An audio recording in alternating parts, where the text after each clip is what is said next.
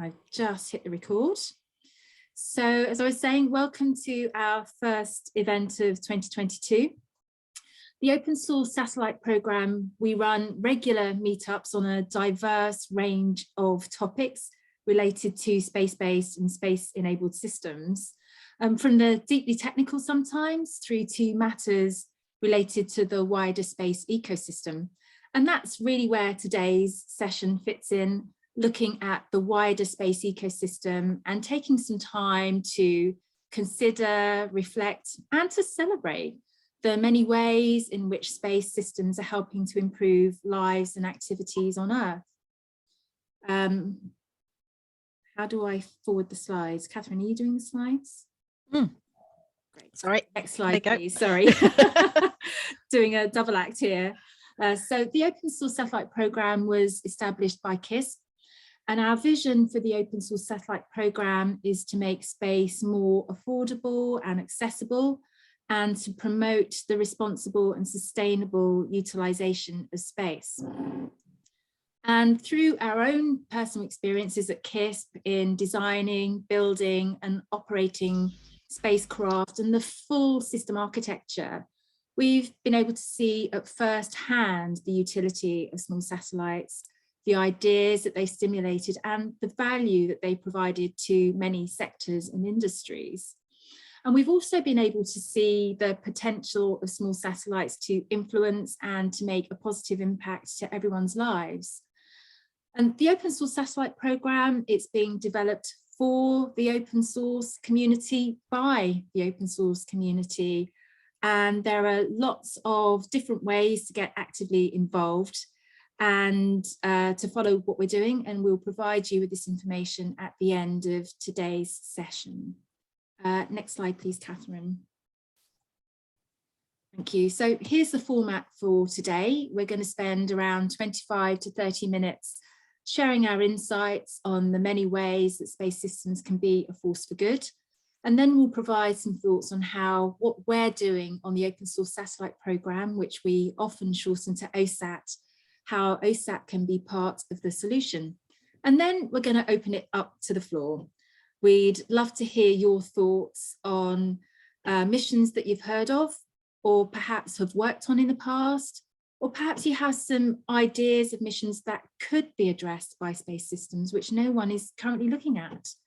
It'd be interesting to learn of challenges that you think are the most important areas of focus. And so without further delay, let's get started with the main event. I'm delighted to introduce Dr. Catherine Graham, today's presenter, and Catherine has joined the KISP and OSAT teams after more than 2 decades of success in small satellites and high altitude vehicles. So Catherine, welcome, and over to you. Thank you. So thanks for the great introduction, Anita. So I'll just move on. So who am I? So Catherine Graham. So I'm a system engineer here at KISP. I recently joined just at the back end of last year. I've worked in the space industry, like Anita said, for over 20 years, starting at Kinetic Space, and then many years at Surrey Satellite Technology. And then I had a brief year working in high altitude pseudo satellites, which was a change and a different perspective. But I've come back to my home, which is space, and I'm thrilled to be here at KISP and working with the team here on the Open Source Satellite, which is a really thrilling, exciting program. So today's topic, space for good. So I got the title for that and I thought, well, where do I even start? Because it's a massive subject, and how do I scope and have a framework for how to talk about that? Well, actually, there's an aid to that. The UN has UN Sustainable Development Goals, where they've looked at different areas of how to make the world a better place, how to help people, how to help the environment, how to help the planet. And they've come up with these 17 sustainable development goals. And so I'm going to look at how space contributes to each of those goals. Thankfully, to make that job slightly easier, there is actually a space for SDGs, that logo on the top right. So you can all go to that and have a look at the website itself, which goes in and details areas where space can contribute to these sustainable development goals. So I'm going to go through each in turn. I'm going to just say briefly where space technology can help, taken from that website, and give the odd example. I give some examples of those kind of activities. This is not exhaustive. I could have spent years researching this. There are so many different activities out there, different missions, different sorts of research. So it's just a few selected highlights, and there's probably a little bit of personal bias into things I find interesting. So I apologize for that, but hopefully at the discussion, you guys can give your views as well, and make me aware of things I haven't heard of before, which would be really exciting. So I shall move on to the first goal, which is no poverty. So obviously we want to address poverty around the world and eliminate poverty as much as possible. It's not an obvious one that when you immediately say no poverty, how can space contribute? But there are many ways in which space does help. Natural disasters, whether ones that you could predict or completely out of the blue, obviously have a massive impact on poverty. They can devastate areas and plunge areas into even deeper poverty than they had before, and cause many financial issues. So space can help in terms of potentially forecasting, or even and then coordinating of recovery events afterwards to help in the aid provision and hopefully get people supported much more quickly. We need optimization of sustainable natural resources. So space can aid with that, with data on how crops are used, how water resources are used, so that we can best enable those poorer communities to use what resources they've got. Provide efficient support to vulnerable populations. Mapping data, etc., can help us learn how to access these vulnerable populations, and also survey and map populated areas so we understand what the problems are and what the needs are, what the local environment is. So that's where space can contribute. So the example here for no poverty that I've got here, this is a picture that was taken at the start of 2022. It's a Brazilian region and it shows flooding in that area, so you can map flood extents. And I wrote this a couple of weeks ago. Then Saturday, massive volcano, and this is such an amazing, a tragic event and really awful for the people of Tonga, but really demonstrates where satellite data can come to the fore. And why is the video not working? Oh, there's a video. Sorry. Oh, there it goes. Excellent. Sorry, I was worrying for a second. There's my video. So here you can see the real-time data of the actual volcano going off itself. And if you look to where the arrow is pointing, the red arrow, you can see on a global scale how big an event this was. This was by no means a small, it was just a massive event, and the effects of this event have been felt around the world globally. But thanks to satellite technology, we have got amazing data on what has actually happened there. This next image, sorry, I'll get the tech working in a minute. Oh, my computer's on go slow, sorry. Oh, yes, it's really on go slow. Ah, right. So this next image is an infrared image of the event happening, taken by the GOES West satellite. And here you can see the infrared data of the time, and you can actually see when the event occurred, and you can see that you can even see the shock waves within the cloud, which, again, demonstrating the scale of event. So that's the real time, but then also you can see the data for the before and after, what has happened to get a scale. So this is the caldera where the event occurred, and you will see in the middle, I don't know if you can see my cursor or not, in the middle is the caldera. That a couple of hours before had largely disappeared and was just a sandbank. So that's a Pleiades image on the a Sentinel-2 image on the left and then a Pleiades image on the right. And you can see clearly that since the volcano happened, a lot of the caldera has disappeared. And here is another example showing the caldera in Copernicus Sentinel-2, and then we've got a Sentinel-2 SAR image on the right, showing there's actually only a very tiny portion of that whole volcano caldera that's actually remaining. So the satellite data can provide us a lot of information, but the most telling information, I think, from this whole tragic event is the realization when Anita reminded me that the only way we've been able to communicate with Tonga up until the aircraft arrived today was by satellite communications. And without that, we wouldn't have known what was going on in Tonga at all. So really valuable assets in helping us with that community, get the right supplies out to them, understand the scale of the disaster and get the help that they need quickly. And that's what all these disaster data can provide, is the means of getting help to remote populations where otherwise you wouldn't have data as fast as possible.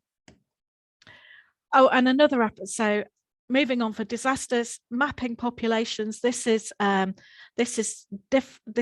showing the different steps that using satellite data that you can take to measure a population of a region where you haven't got census data and it's a remote region. So it's just another example of how what you can use satellite data to get a picture of a population in a remote area, and by having that information you can target the right kind of aid and support that those community needs to start bringing them out of poverty. Related to no poverty is obviously hunger. We don't want hunger either. So satellite technologies are also key in this area.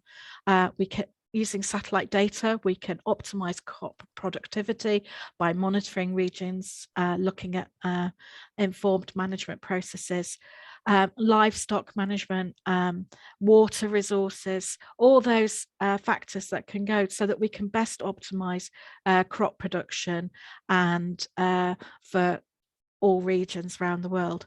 So this is just an example here, a video here taken from Sentinel-2A.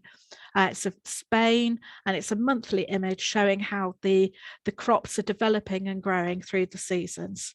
And you can do this globally. Space assets are global assets, and you can do this anywhere in the globe to provide us with useful data for getting food to people. So moving on. So number 3, good health and well-being.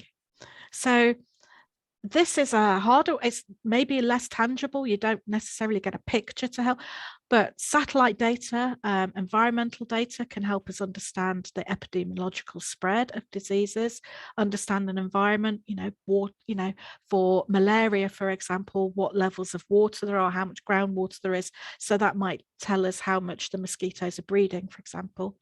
But also through communication systems, etc. You can use and the connectivity that satellites give us today, the global connectivity through internet and comms, we can use those systems to provide health information globally to remote communities.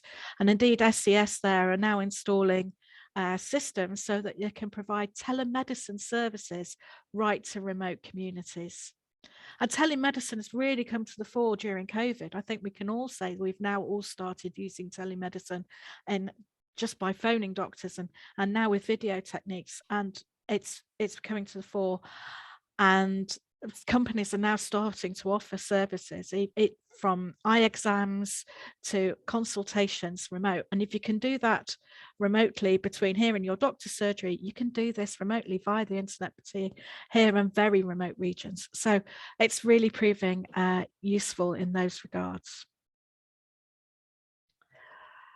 Quality education. So how do we use space technology for quality education? Well, this is where the internet comes in, the high-speed internet and the communications and remote learning. And we've all done remote learning in the last couple of years. So these initiatives enable us to get to remote communities, again, for providing quality education. Also, in addition, space is such a fascinating and vibrant subject. It engages with the young and people and gets people interested, and so can get young people interested in science and technology subjects, and engage them. Once you get them into science and technology, they can be end up in all sorts of fields, but it's a great way of sparking their interest and getting them involved. And there's a range of initiatives that are being run by different organizations. ESA have a Fly Your Satellite program.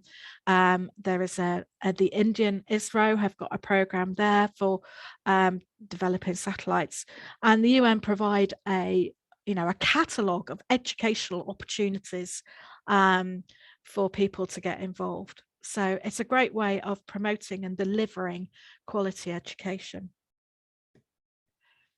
I've put these two categories together, gender inequality and reduced inequality. Basically, we don't want any kind of inequality, whether it's based on race or gender or where you live or your economical status.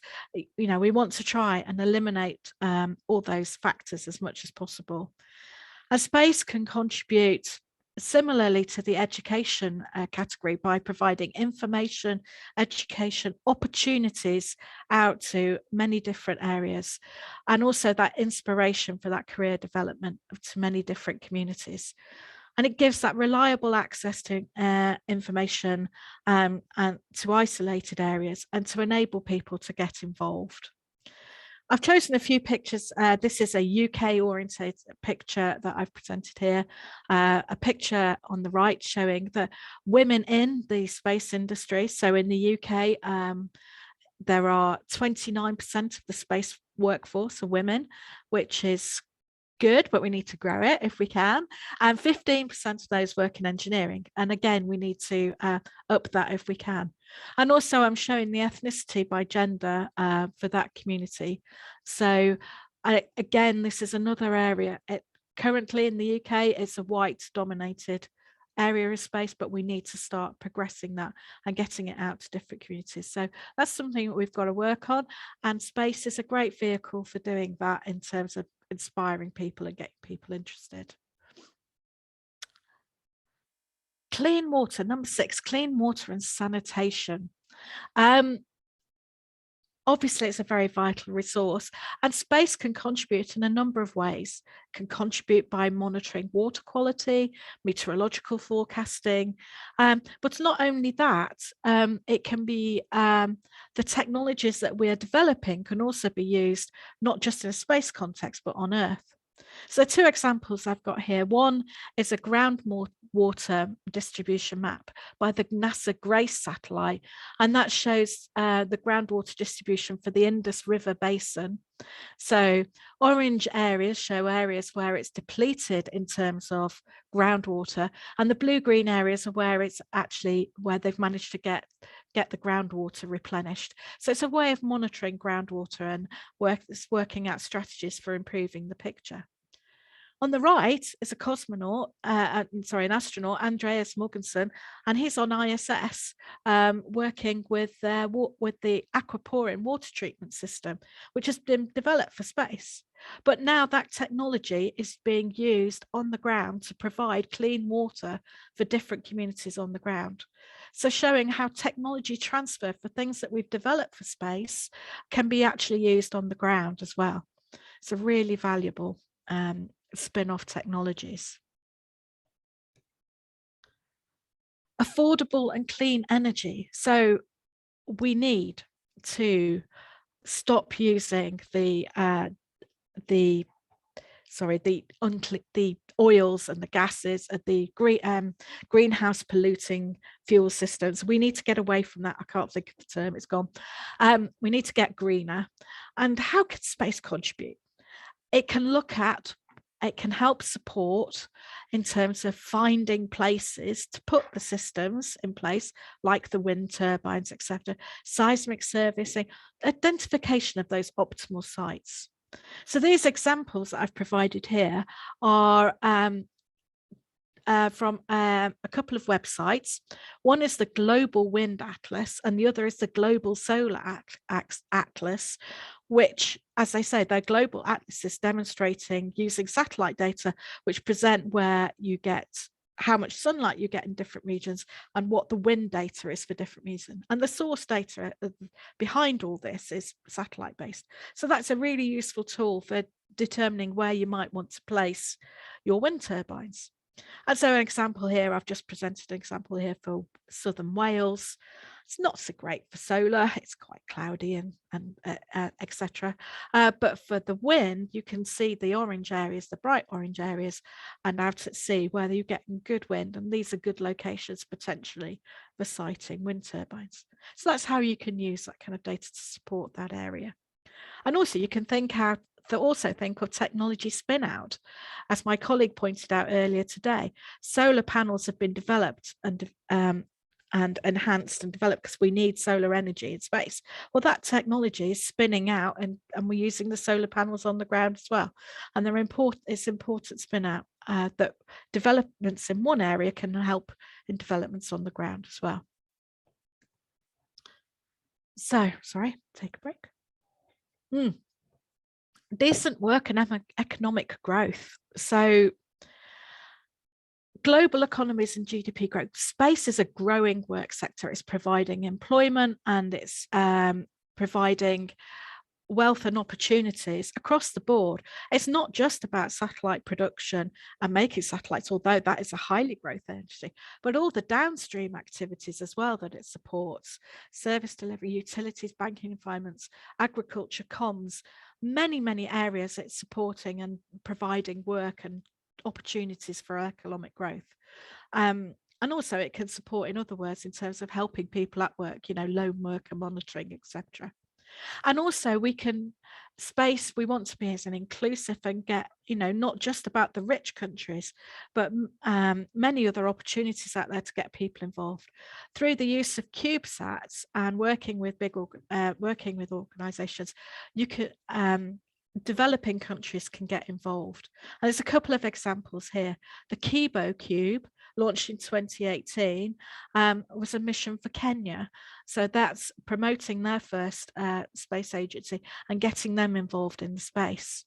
And then Meersat-1, which was launched only in June last year, and that is a development for Mauritius.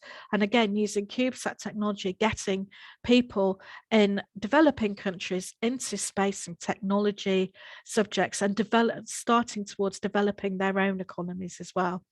So it's a way of being inclusive. And as we will touch on later, OSAT is very much poised to make massive contributions in these areas. Industry, innovation and infrastructure. So infrastructure mapping and monitoring, maintenance of road, all these kind of activities you can use space for. Construction surveying, smart mobility, the growth in GNSS and satellite navigation in enabling so many different applications on the ground to support industry, innovation and infrastructure. And satellite data can be used in mapping and determining how land is used, etc. Indeed, satellite missions have actually been produced, procured and launched in order to provide mapping services for Beijing, for example. They don't have a planning system like we do in the UK, where you have to apply to change bits of land. They have no means of monitoring how land is being used. So they procured a satellite in order to have mapping data to see how their country was being developed and what bits were being used for what purpose. So the global reach gives you that means of monitoring what is going on. Okay, sustainable cities and communities. So again, this is very similar to the last one, the urban planning, smart cities, etc. Also involved in this is air quality monitoring and disaster management as well. These at search and rescue and infrastructure. And coming on to the air quality, we have sensors up now in orbit for monitoring air quality. The Sentinel-5 precursor mission measures, amongst many things, NO2 concentrations. And this map here here is showing the first 6 months of 2019 compared to 2020 for NO2 contributions. And it's a sort of a side issue, but it clearly demonstrates how COVID has impacted on the NO2 that has been seen in countries due to the less reduced movement of people during lockdowns. And this is a nice example of that when the video plays. So hopefully it'll play. Or maybe it's the next. Oh, I have to click it. There you go. So this is an animation showing NO2 concentrations during the first lockdown over Italy. And as you can see over time, they are reducing. So clearly, and satellite data is providing us means of monitoring and measuring these kind of effects, which is really useful information. Responsible consumption and production. So again, this is touching on those themes on natural resource management, using Internet of Things technology, where you can monitor crops out in the field, many sensors distributed, and collect that data on satellites, smart agriculture, and there's lots of spin-offs as well. So in situ resource utilization, 3D printing, etc. This image here is an example of Internet of Things, where you've got various sensors, crop monitoring, and you can collect all that data, beam it up via satellite, and then distribute it back to a regional sensor. Really useful. Internet of Things type things for wildlife tracking, all sorts of resource management, etc., etc. And this is again another ideal technology source for OSAT, because they tend to be small satellites. So again, really useful for area for OSAT to get involved. This next topic is climate action. And I've probably got a bit mad. I've quite a few slides here. I think this is a massive area due to remote sensing and the Earth observation that space can contribute. And I think today that without the space data that we've got, we would not have the picture of where we are as a planet and what the climate change effects is having without a lot of this data. Climate change monitoring, weather forecasting, disaster management, search and rescue all come into climate action. So we've got meteorological data here, monitoring storms, and the weather system that we have in terms of predicting weather is a multi-information source system of which spacecraft play a fundamental role. The next slide here, this is monitoring, sorry, I'm trying to remember what it's monitoring. I think this is temperatures, large temperature anomalies. So this is just watching the temperature effects from the regional, from the the Californian wildfires, and looking at the impact of those wildfires and how that heat is being distributed across America. So, and it's measuring the air quality here. So, and some it's aerosols. It's measuring aerosols, sorry. It's measuring aerosols that are being released into the atmosphere due to the fires and looking at the effect on the air qualities that goes through. So showing the effect, not just a local effect of large wildfires, but actually how those effects can be, stretch over continents. Flood damage, so using data from systems like planets here, SkySat images for a region in Canada called Abbotsford in British Columbia, showing flood damage from recent floods that we've seen there.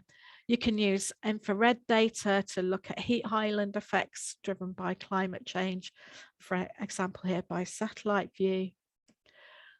SAR data, synthetic aperture radar data, really invaluable for tracking movements in polar regions where it's cloudy a lot of the time. Excellent for detecting ice and sea ice, etc. And these images here showing the changes in the sea ice extent during within a month how the sea ice is varying and changing. So many great monitoring applications from using this SAR data. So indeed, satellites play such a large role. To measure the effects of climate change, there are what's called the essential climate variables, ECVs, and of which there are many ECVs, and space contributes to many or most of those types of data. And the ECVs cover 3 areas: atmosphere, land, and ocean, and measure all the different kind of variables you could think of to get an overall picture of what's going on with the climate.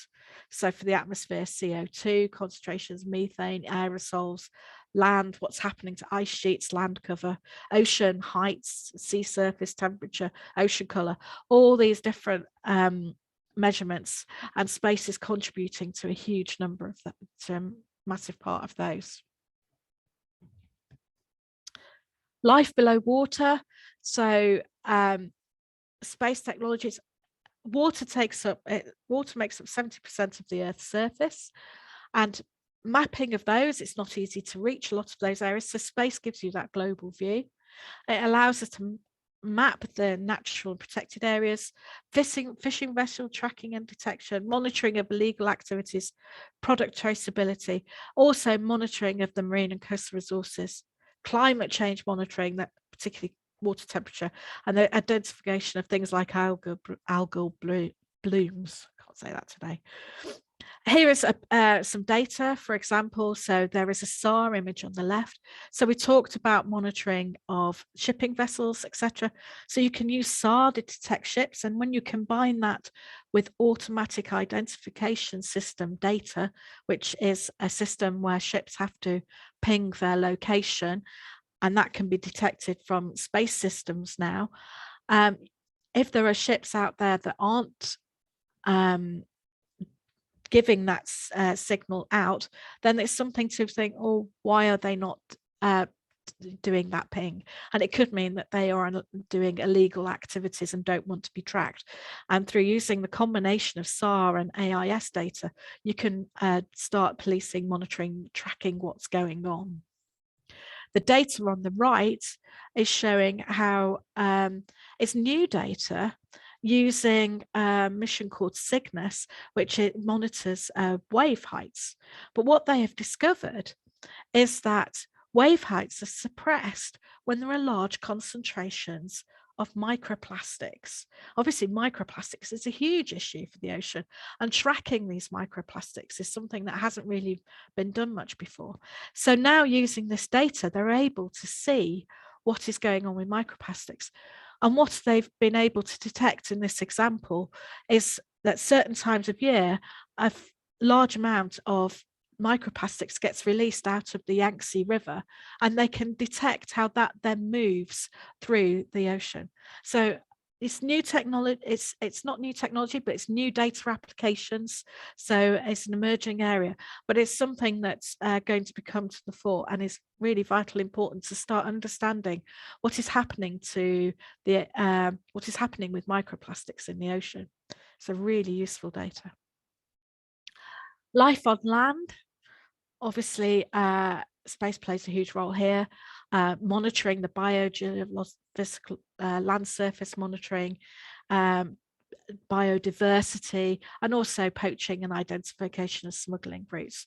So Internet of Things can track animals, and so you could monitor if they're going, if they're being monitor what's happening with endangered species.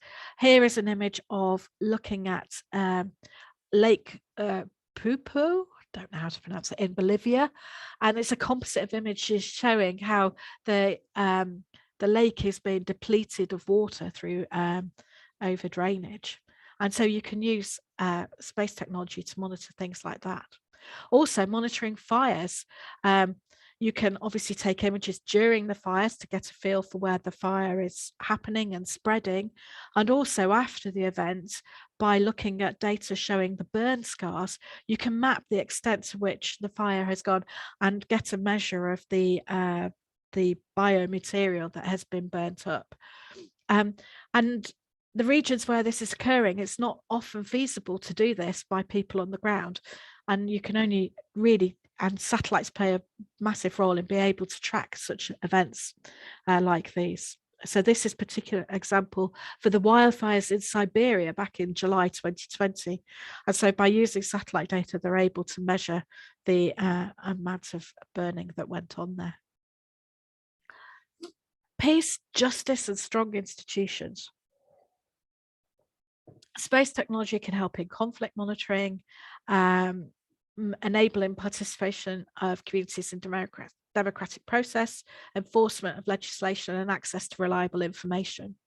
The examples I've shown here are relate to deforestation, which obviously is a massive concern for the climate, and show the example, show data for deforestation in Bolivia and also in the Amazon rainforest. So and clearly map what to where the deforestation is occurring.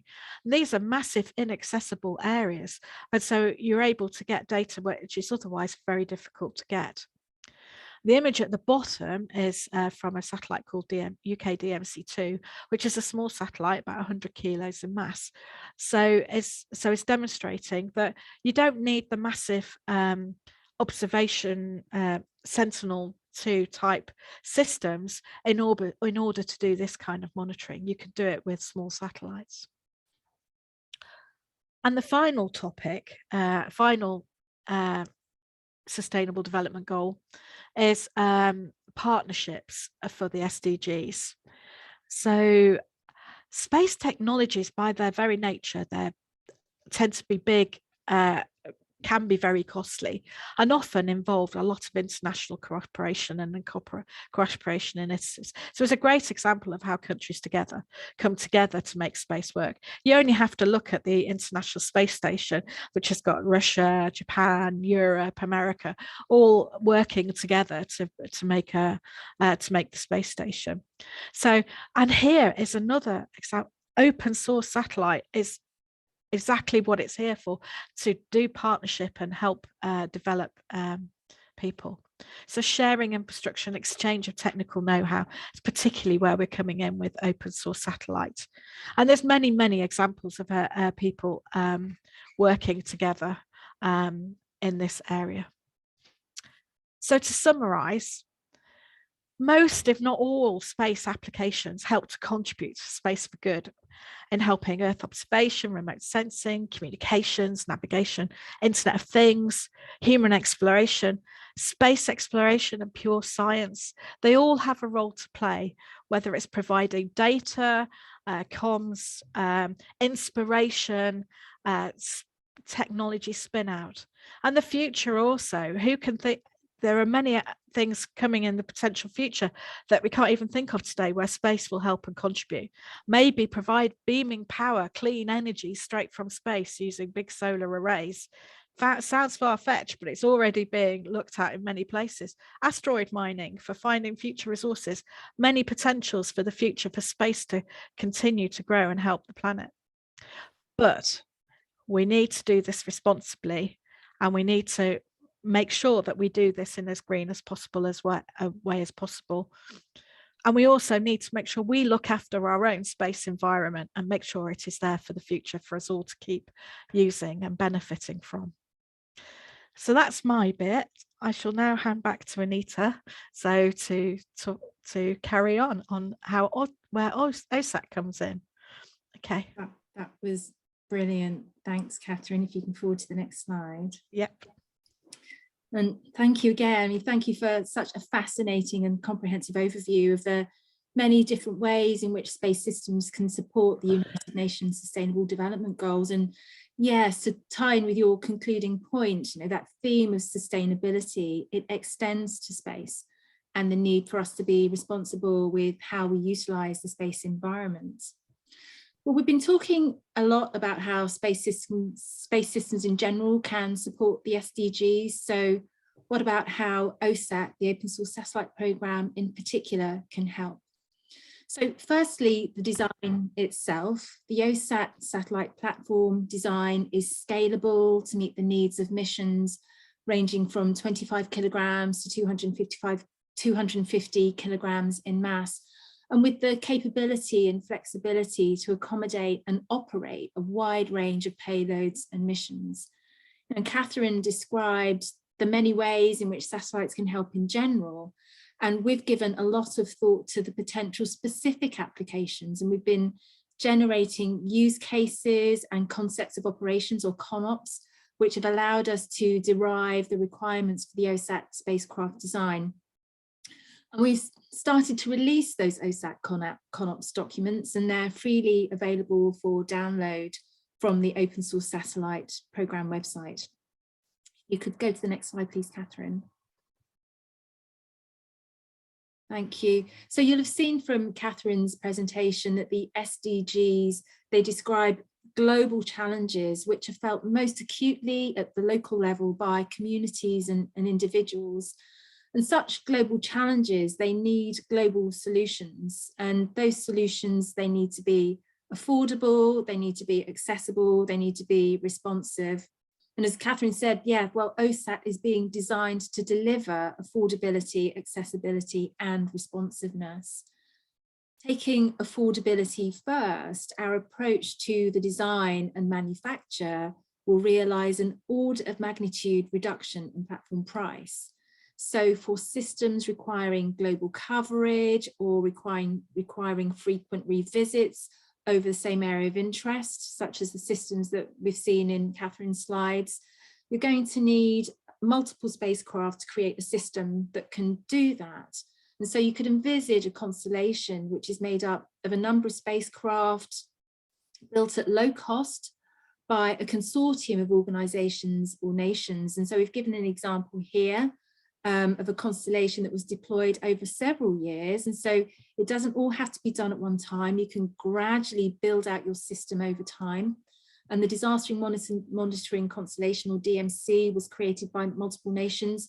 They each contributed one spacecraft to the system, and then they were all able to benefit from the overall constellation. So that's a model that we think is really applicable to the Open Source Satellite Program. And then looking at accessibility, we're making the core spacecraft design, platform design, an open source resource. And we're going to be releasing that design for all to use as it is or modify. And the design will be therefore a global resource that can be tailored for local needs and to help to address also the need for more open source data to support SDG activities. And finally, responsiveness. We're designing OSAT to be manufacturable on demand. And so this will reduce the time from kickoff to launch, and it will allow more timely generation and access to space data and services. So next slide, please, Catherine. I'm keeping an eye on the clock. We do have a few minutes left for some group dialogue. I can see some new participants joining today. It'd be great to hear from you, but I can also see a few folk who've joined these sessions before, and I'm really looking to some of you to get the ball rolling. I'm opening up the floor to invite your thoughts and contributions on some of these discussion points. Now, what are some of the most important areas of focus for space missions? Are there any new missions that need to be considered? Catherine put Cygnus up, which is a fantastic one, a new application looking at microplastics and a way of detecting the impact of those. And I know that there are people on this call who have worked on a range of missions in the past. It'd be great to hear some of those. And maybe there are some missions that you'd like to be able to work on in the past. And so I'm going to unmute you and see if anyone wants to jump in. I'm hoping that a few of you will. Right, now I need to just find the button that enables you to unmute your mics.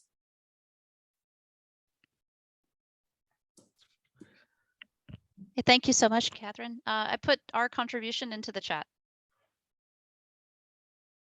Hi, Michelle.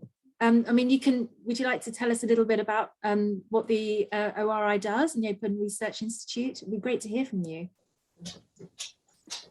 Sure, I can read it. I'm Michelle Thompson. I'm the co-founder and CEO of Open Research Institute. We're a 501c3 based in the United States. And all we do is open source research and development for space and terrestrial applications, mainly in the amateur radio bands. So all of our work is published to the public for free. We do technical work as well as some regulatory work. So we've done a lot of work with ITAR and EAR to make it possible for all open source satellite work to be free of both ITAR and EAR. And we've set down some regulatory work that shows that it's okay that if it's published on the internet that it's considered published. So a big step forward, and this makes it easier for people to volunteer. So we have some resources that we would like to offer to OSS. We have remote labs, and these are lab benches that have all sorts of different measurement equipment.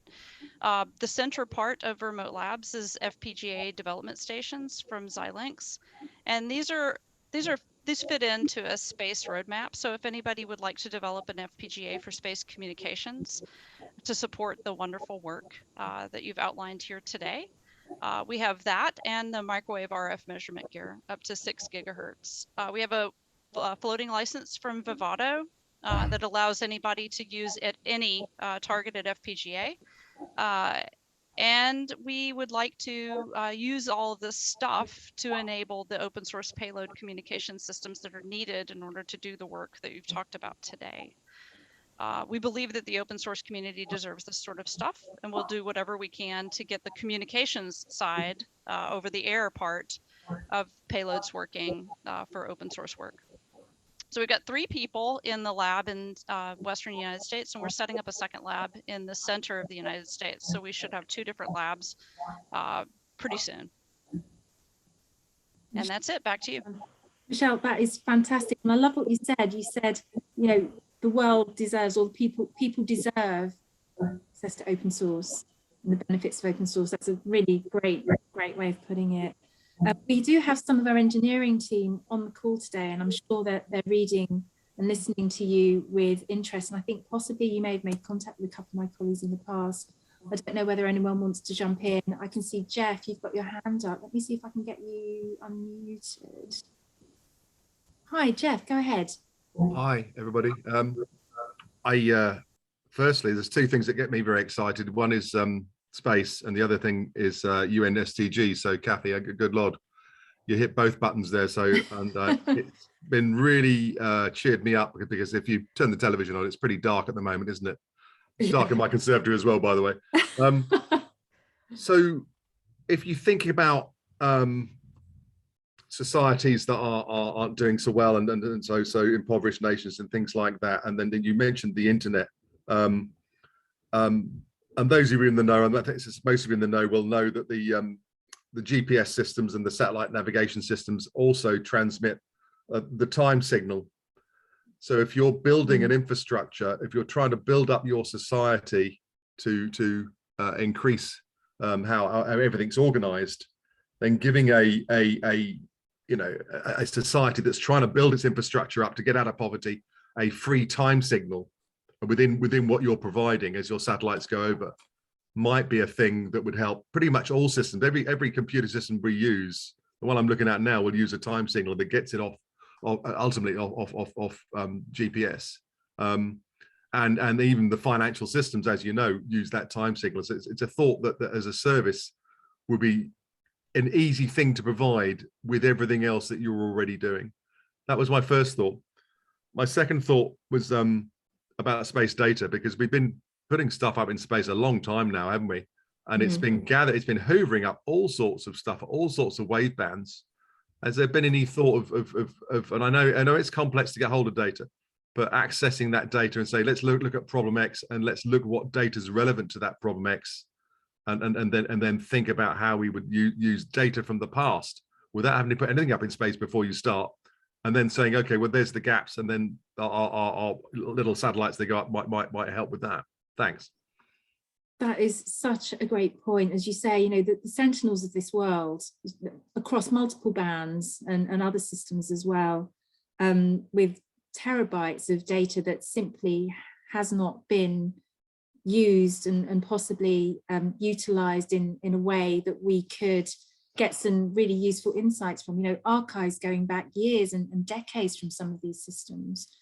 And I think that is definitely an area of interest. And I know that there are groups that are looking into how to provide more open source data. And it's not something that we've looked at directly, but we would love to connect with the end users a lot more and find out what it is they're looking for. And as you say, some of the data might already be available, so let's not reinvent the wheel, but what are the interesting insights that they're identifying in terms of gaps, or where we want to go back and get, you know, greater fidelity data, and where we could put a targeted mission in place. I think that's a really good idea. And yeah, the free time signal, I think that's a brilliant idea to be looking at. Thanks, Jeff. Anyone else like to come in on either the time signal or the comments that Michelle contributed to begin with?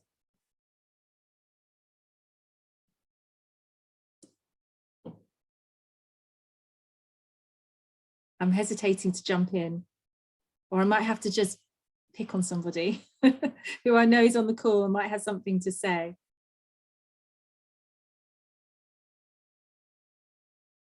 Right, well, I'm afraid I'm going to have to pick on somebody from the KIF team, I think.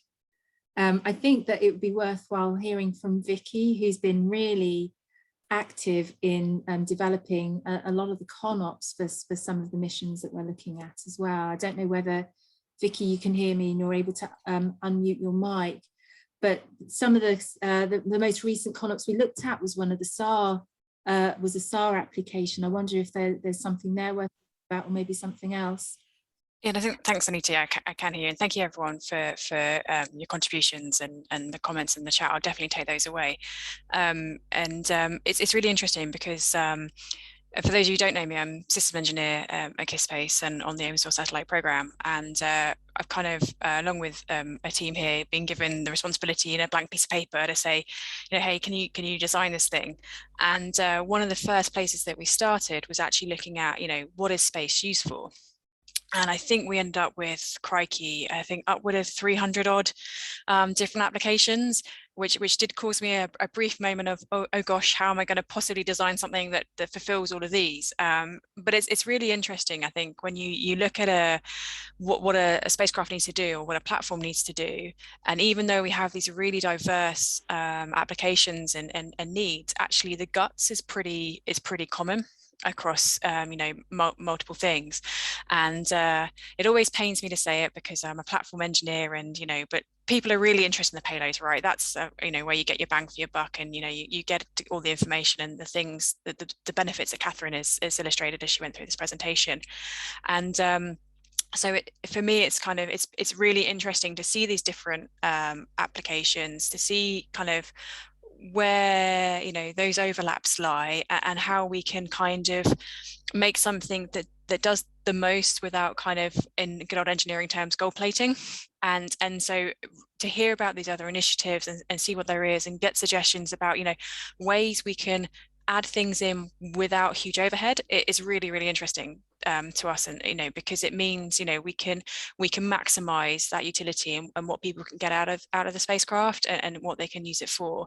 And I don't know, Anita, apologies, I was a bit way late at the start, but I don't know whether you talked about our grand plan for the open source satellite system. You know, we're starting with this kind of, you know, we want to start with like the Earth-based observations, kind of looking at low Earth orbit and stuff, but you know, we want to go beyond that, right? We want to take it, you know, as far as we can, like physically, and you know, also distance wise, and so it's really kind of interesting to look at how we can build, and how we can, you know, look at those different applications in the future. But I must admit, you know, as I said, I'm a platform engineer, not an applications engineer. And so I think it'd be a really interesting facet of the open source satellite program is to start kind of building that community alongside that, so we can get those inputs and hear what people have to say, because it's almost, the now is easy because I can go onto Google and I can see what everyone's doing now. It's the, you know, the next thing, you know, the next thing that comes up. And we really want to design something that's good now,